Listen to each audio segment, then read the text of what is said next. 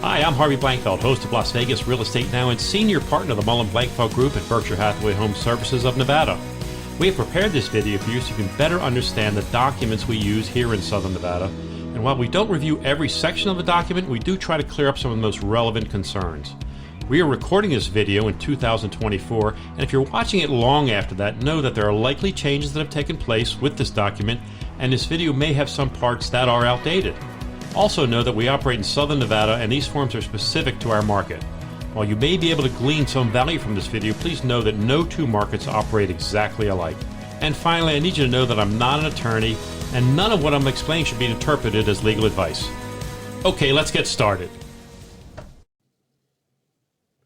Okay, this is the Exclusive Buyer Representation Agreement, or the new acronym is EBRA. This is the document we use whenever we're working with a buyer and they want to buy a property here. As a realtor, the new rules are set out by the NVR settlement that as a realtor, I must have a written agreement that delineates compensation before I can even show a potential buyer property. So now I want you to equate this to a listing agreement. We're not allowed to sell a house until we have a written agreement with a seller. Now we're not allowed to help you buy a home until we have a written agreement with a buyer.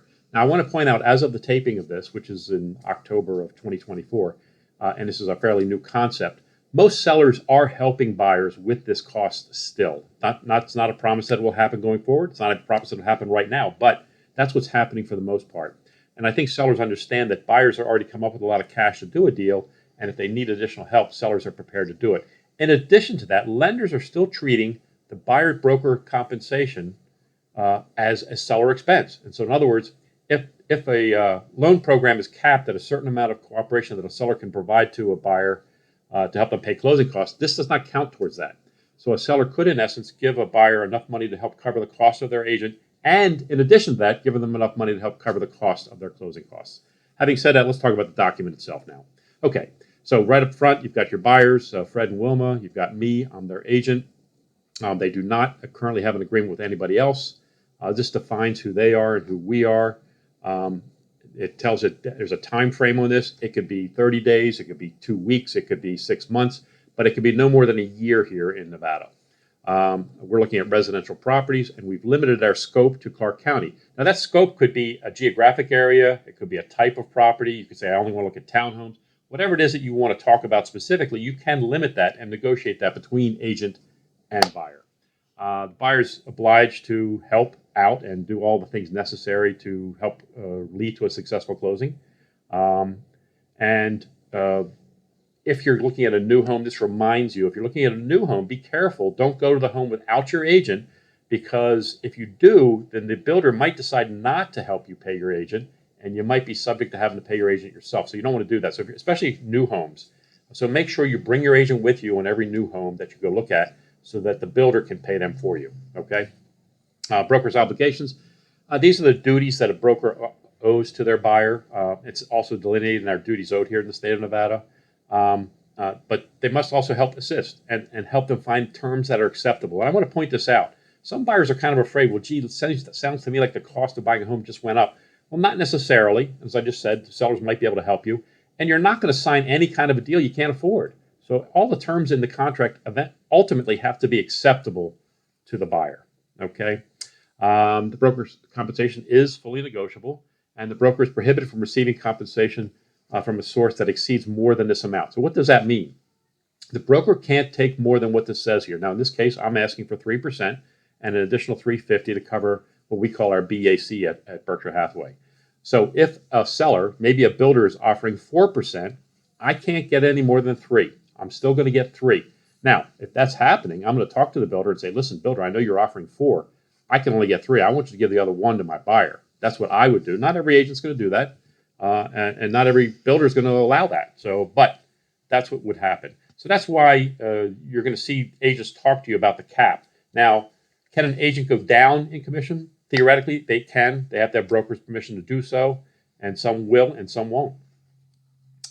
Moving on. Compensation shall be due to the broker within 120 days after this agreement. If you see a property, in other words, if you fire your agent and you still buy a property that the agent showed you, you're still going to owe that agent money within 120 days after this agreement, provided you've received that list of properties within 15 days, or if you've already received the list up front when you saw them, you're still going to owe that broker a commission if you buy that home. So once you see a home with a broker, you pretty much want to stick with that broker and not jump around to a different one. The commission is negotiable. There's no fixed commissions here. I'm asking for 3% in this case. Some agents might ask for less, some might ask for more.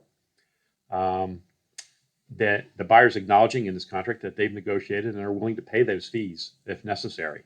Again, your deal might be contingent upon the idea that you need cost help from the seller, and that's fine.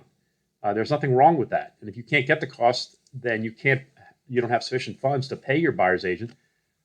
That's kind of okay too. You just can't buy that house. And that's the unfortunate nature of this thing. Real estate commissions are not linked to mortgage loan production. In other words, you can't roll buyer's agent commission into the loan. Can't do that. But as I said before, you can get the seller to help you pay it. And the lender's going to look at that as though it's a normal seller cost. So you can still get that plus maybe additional help in closing costs. This also says that you should consult with experts. We're salespeople. That's what we do. We're not attorneys. We're not CPAs. We're not home inspectors. We're salespeople. We're here to help you find a great home and help you get a great deal. We're subject to the Code of Ethics. As a realtor, we're subject to the Code of Ethics. And I actually sit on the grievance committee here at Southern Nevada at the board of LVR. And I can tell you that we are very cautious and careful about how we deal with people. And we are very diligent in the way we try to protect, particularly our clients, from brokers who may not be behaving in the proper fashion. So that's what this is all about. You also have to acknowledge that just because I show you a home as your agent doesn't mean I can't show it to other potential buyers. Now, if I do that, I would hope that I would disclose that. So yes, by the way, I have another buyer interested in this home as well. You would need to know that. And in that case, we probably want to do a consent to act to make sure that you understand that this home is being shown to more than one of my clients. And that can happen when the market's really tight. Doesn't happen very often, but it could happen. Mediation, you're agreeing to mediation before arbitration or a lawsuit. Doesn't mean you can't eventually go to a lawsuit or arbitration. Down here it says if the buyer's in default, the broker might still be able to get that commission. If the broker's in default, the buyer has the ability to exercise any and all remedies. If there is a lawsuit, the loser is going to be paying everybody's attorney's fees. The only way this agreement can be modified is in writing and is signed and dated by all parties. And then down here is where you're going to be signing. Has your information, has the broker's information. This document is actually between you and our broker. I'm your agent, but Forrest Barbie in this case is my broker. This agreement's between you and him. If there becomes an issue, if you're unhappy with me and my service, you can reach out to the broker and say, look, I'm not happy with Harvey. I want somebody else. And the broker can assign you to somebody else because it's actually the broker's contract. And that is, in fact, your EBRA, your Exclusive Buyer's Representation Agreement. Hope this is helpful.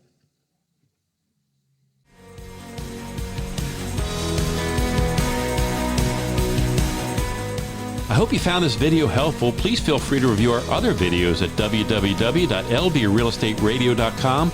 And once again, thank you for taking the time to learn about this document. And if you have any questions, just call or text me at 702-203-1165.